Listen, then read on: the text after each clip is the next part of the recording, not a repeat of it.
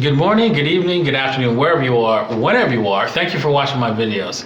My name is Da Vinci Jeremy. I'm here in Dubai. I used to live in Chile, but I had to move to Dubai because to close the border in Chile.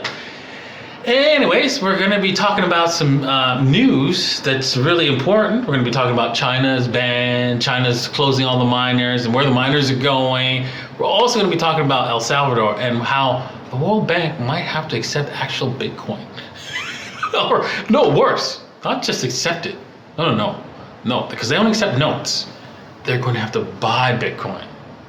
And it's gonna blow your mind. It's gonna blow your mind.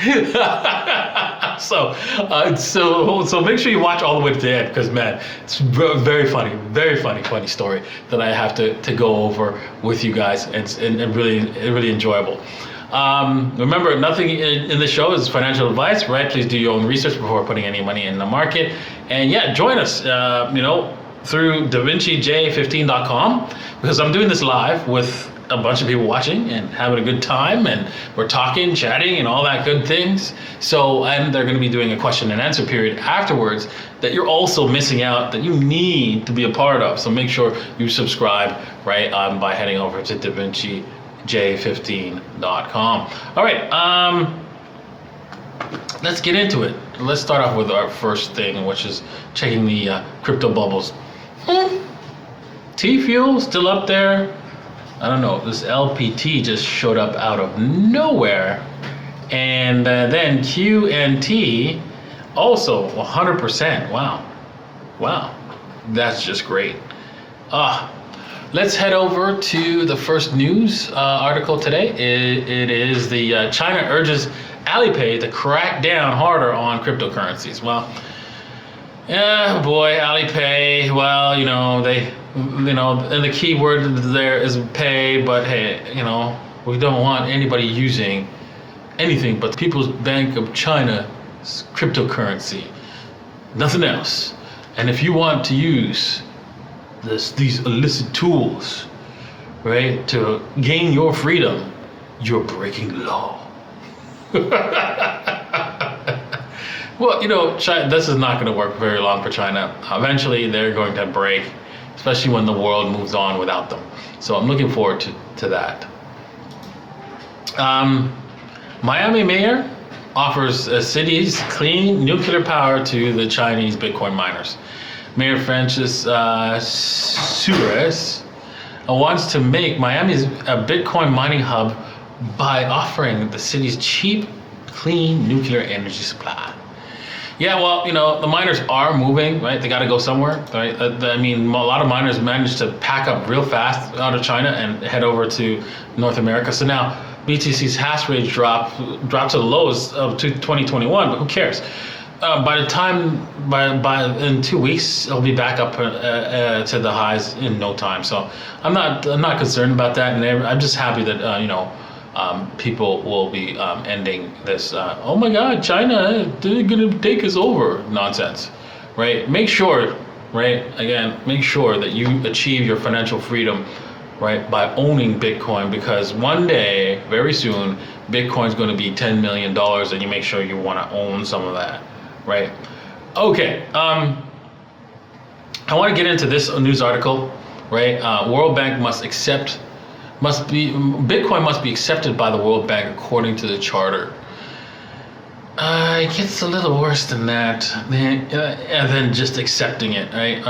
The World Bank has poured cold water on El Salvador's adoption of Bitcoin as legal tender, saying it cannot support the move due to environmental and transparency concerns. Like, so what are you saying? The World Bank is like, it's transparent as glass? More like it's opaque as steel. Man, that's ridiculous.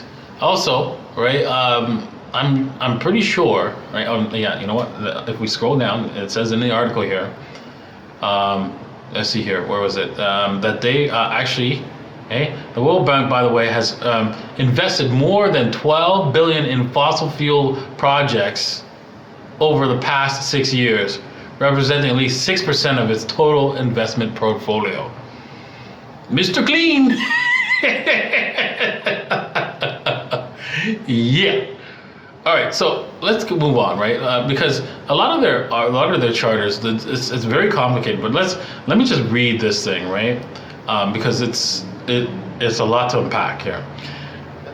So basically, the World Bank shall accept from any member in place of any part of the member's currency paid in the bank under Article 2, Section 7I, or meet the amortization payments on loans made with such currency and not needed by the bank in its operation. Notes or similar obligations issued by government of the member or the depository designated by such member, which shall be non-negotiable, non-interest-bearing, and payable at their par value on demand by credit to the account of the bank in the designated depository.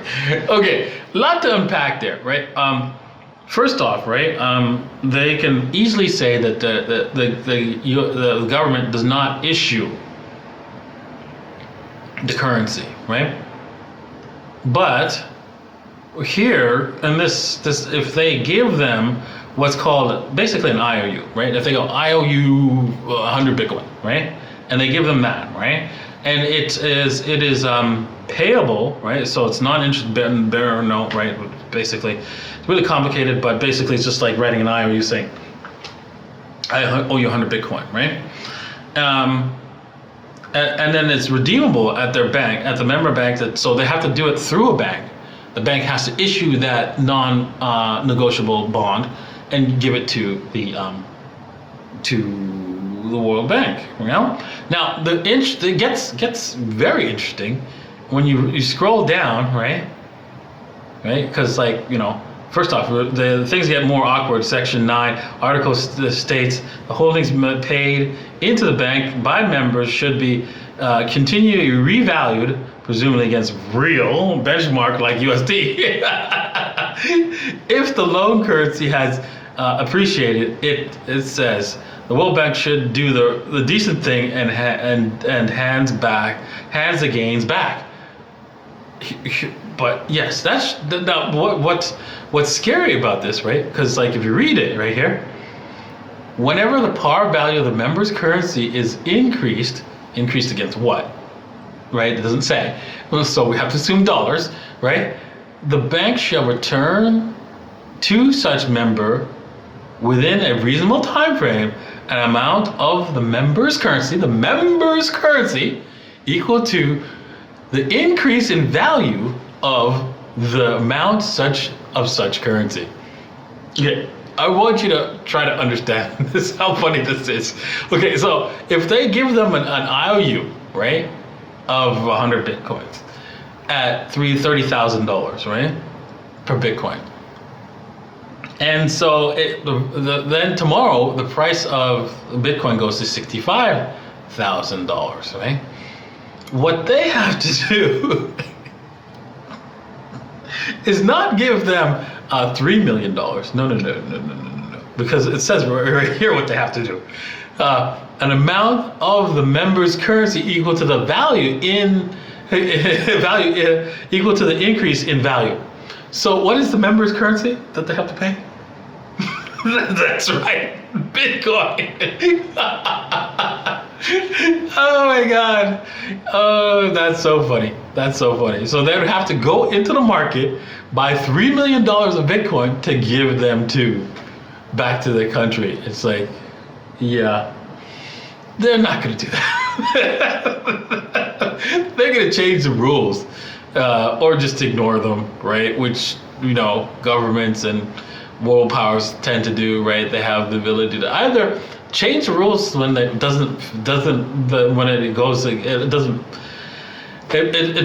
fit into their life and something's not right, and they will have to change it, or else they will look like idiots. They will change it. This is our world, man.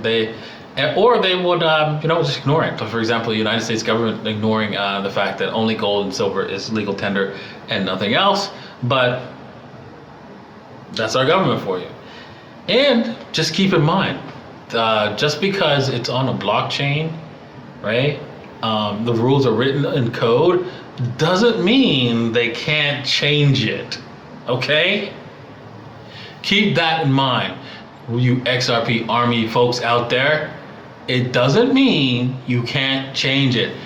It does, because they can change it, right? Because when they say federated, when they have federated consensus, that means, okay, just like the world, just like the central banks, right? There's 12 central banks in the United States, decentralized. They'll vote the same way, but it's decentralized. So keep that in mind, right? You XRP folks. All right. Well, that's why you need to, make sure that you sell half on a double with your XRP. I'm not saying to get rid of it. Sell half on a double into Bitcoin, right? And you'll be fine. Right?